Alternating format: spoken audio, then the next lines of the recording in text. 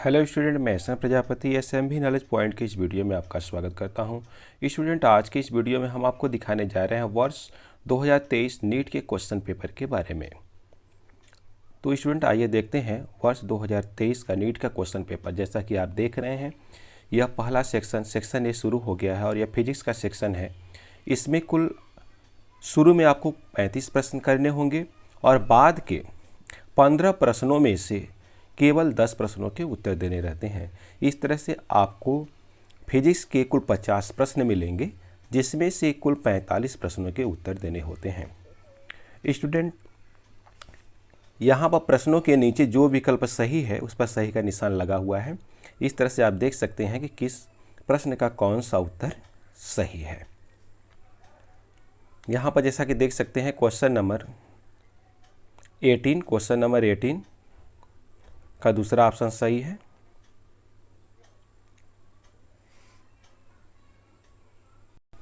तो स्टूडेंट, अगर आप इस चैनल पर नए हैं तो बिल्कुल हमारे चैनल को सब्सक्राइब कर लें, क्योंकि इस चैनल पर आपको बहुत ही अच्छे वीडियो देखने को मिलेंगे जो कि आपके आगामी बोर्ड एग्ज़ाम और नीट के एग्ज़ाम के प्रिपरेशन के लिए बहुत ही महत्वपूर्ण होंगे। तो स्टूडेंट, यह क्वेश्चन पेपर आप देख रहे हैं नीट वर्ष 2023 का क्वेश्चन पेपर और पेपर कोड है F6। तो जैसा कि आप जानते हैं कि नीट में कई प्रकार के कोड के प्रश्न पत्र आते हैं, तो इस प्रश्न पत्र का कोड है F6। और यहाँ पर जैसा कि आप देख सकते हैं, ये फिजिक्स का सेक्शन देख रहे हैं आप। फिजिक्स में कुल 50 प्रश्न रहते हैं। 35 प्रश्न शुरुआत में रहेंगे और 15 प्रश्न उसके बाद। तो जो 15 प्रश्नों का जो दूसरा सेट रहता है, उसमें से आपको केवल 10 प्रश्नों के ही उत्तर देने रहते हैं। अगर आप 10 से अधिक करेंगे तो पहले 10 क्वेश्चन को चेक किया जाएगा। जैसा कि आप देख सकते हैं, फिजिक्स का 50वां क्वेश्चन है।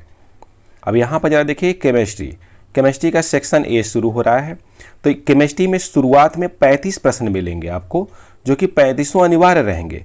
अब 35 के बाद जब आप चलेंगे 36 से लेकर 50 तक, तो उसमें क्या रहता है कि जो नेक्स्ट 15 क्वेश्चन रहते हैं उसमें से 10 क्वेश्चन आपको करने रहते हैं। तो एक केमिस्ट्री का सेक्शन आप देख रहे हैं, जो कि क्वेश्चन नंबर 51 से शुरू हुआ है और क्वेश्चन नंबर 100 तक जाएगा। तो जो लास्ट के 85 से लेकर 100 तक के जो क्वेश्चन रहेंगे, उसमें केमिस्ट्री में 15 क्वेश्चनों में से आपको 10 क्वेश्चन करने रहेंगे और बाकी जो शुरुआत के 35 क्वेश्चन रहते हैं वो सभी स्टूडेंट के लिए अनिवार्य रहते हैं। तो स्टूडेंट, ये नीट का क्वेश्चन पेपर आप देख रहे हैं, जो कि वर्ष 2023 में पूछा गया है और इसमें जिस प्रश्न का जो ऑप्शन सही है उस पर सही का निशान लगाया गया है। तो जिसकी सहायता से आप प्रैक्टिस कर सकते हैं कि किस तरह के नीट में क्वेश्चन पूछे जाते हैं। और नीट का जो क्वेश्चन पेपर रहता है वह इंग्लिश और हिंदी दोनों मीडियम में रहता है। अगर आप हिंदी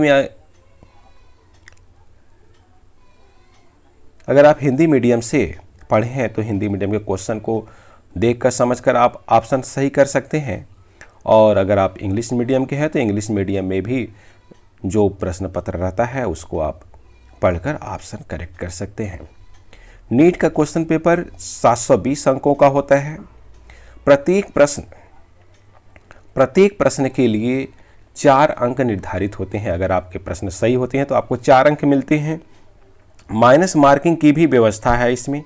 अगर आपका कोई प्रश्न गलत हो जाता है, अगर आप गलत उत्तर का चयन कर लेते हैं तो 1 नंबर कट जाता है।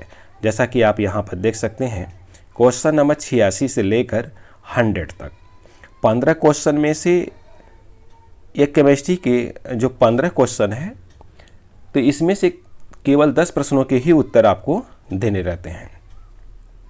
तो इस तरह से कह सकते हैं कि नीट में कुल प्रश्नों की संख्या 200 होती है। 200 में से कुल 180 प्रश्नों के उत्तर देने रहते हैं। प्रत्येक प्रश्न 4 अंकों का होता है। इस तरह से नीट का क्वेश्चन पेपर को 720 अंकों का हो जाता है।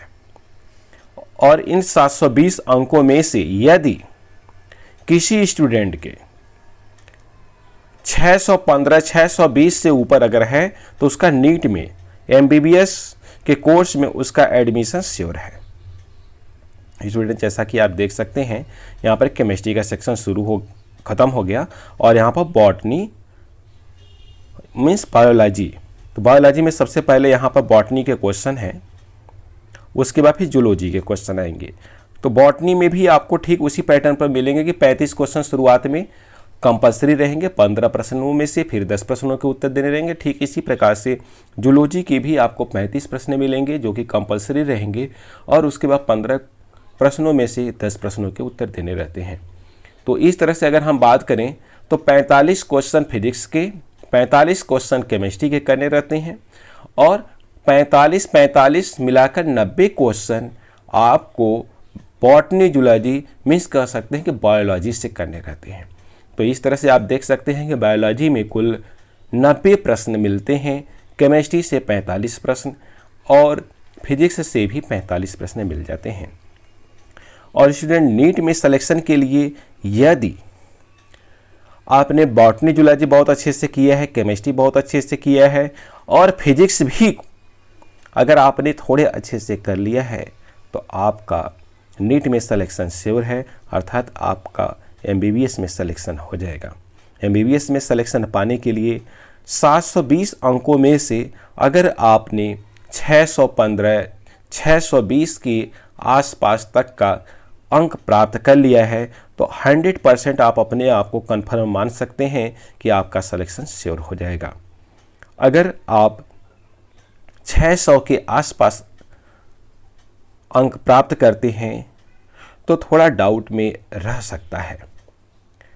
तो स्टूडेंट नीट की बेहतरीन तैयारी करिए आप। नीट में ज़्यादातर क्वेश्चन एनसीईआरटी से पूछे जाते हैं, इसलिए एनसीईआरटी के सभी प्रश्नों को भली भांति आप पढ़ें, समझें और एनसीईआरटी की किताबों का विधिवत अध्ययन करें। यहाँ पर जैसे आप देख सकते हैं अब ये जूलॉजी का सेक्शन शुरू हो गया है। तो जूलॉजी में भी शुरुआत में 35 प्रश्न आपको मिलेंगे। इन 35 प्रश्नों में से 35 अनिवार्य रहते हैं और जो नेक्स्ट 15 क्वेश्चन रहते हैं उनमें से 10 प्रश्नों के उत्तर आपको देने रहते हैं। तो स्टूडेंट एक बार फिर आपसे रिक्वेस्ट है कि यदि इस चैनल पर आप नए हैं तो बिल्कुल हमारे इस नए चैनल को सब्सक्राइब कर लें, क्योंकि इस चैनल पर आपको आपके नीट से संबंधित बहुत ही अच्छी वीडियो देखने को मिलेंगे जो कि आपके आगामी एग्ज़ाम्स की दृष्टि से बहुत ही महत्वपूर्ण होंगे।